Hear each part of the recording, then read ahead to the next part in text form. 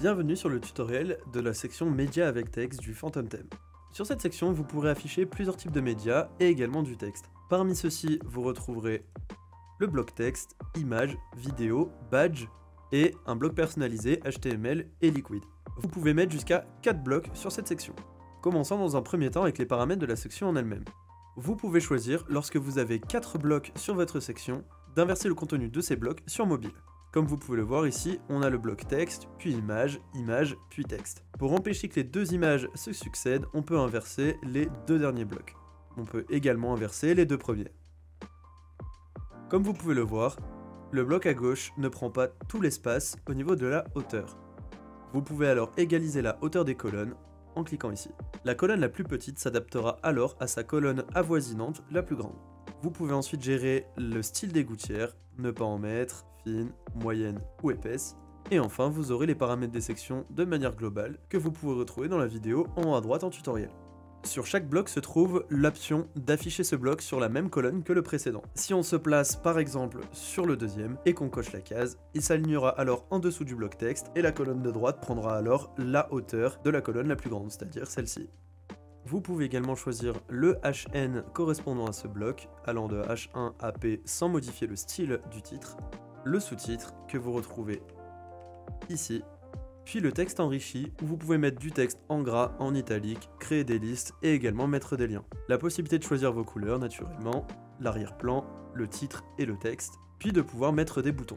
Un bouton ne s'affiche qu'à partir du moment où un lien et le texte du bouton sont présents. Si deux boutons sont mis, ils s'affichent côte à côte. Vous pouvez également choisir le style de bouton et animer la section grâce à notre application AOS. Un tutoriel y étant dédié.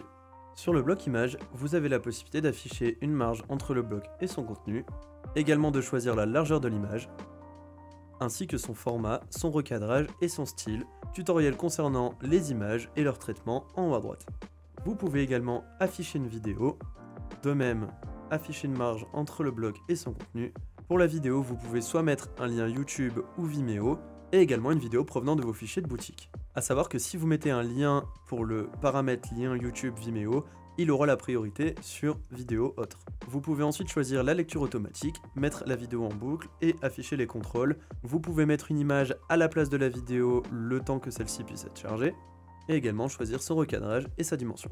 Comme vous pouvez le voir, l'image sert simplement de transition le temps que la vidéo charge. Vient ensuite le bloc badge que vous pouvez également retrouver sur la section produit de notre thème. De même, toujours la possibilité d'afficher une marge entre le bloc et son contenu. Et je vais d'abord prendre le temps de remplir ce bloc afin que vous puissiez avoir un aperçu concret.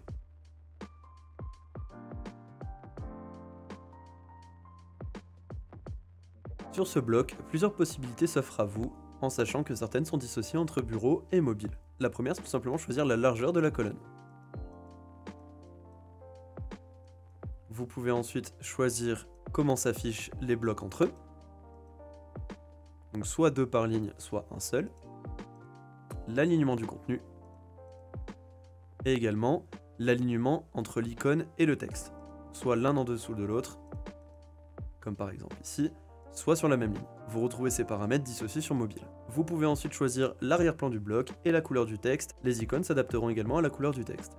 Vient ensuite la dimension des images, que ce soit des icônes, des images ou des SVG, tout s'applique.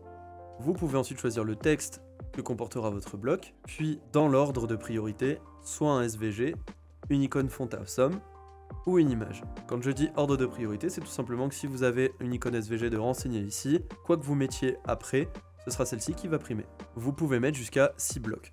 Enfin, le bloc HTML liquide permet pour celui-ci de renseigner de l'HTML personnalisé. Ça peut être issu d'une application, issu de votre propre code ou quelque chose que vous avez envie de faire spécifiquement. Il y a en tout cas la possibilité de choisir au moins la couleur de l'arrière-plan du contenu, le reste étant libre pour vous. Ce tutoriel sur la section médias avec texte est désormais terminé.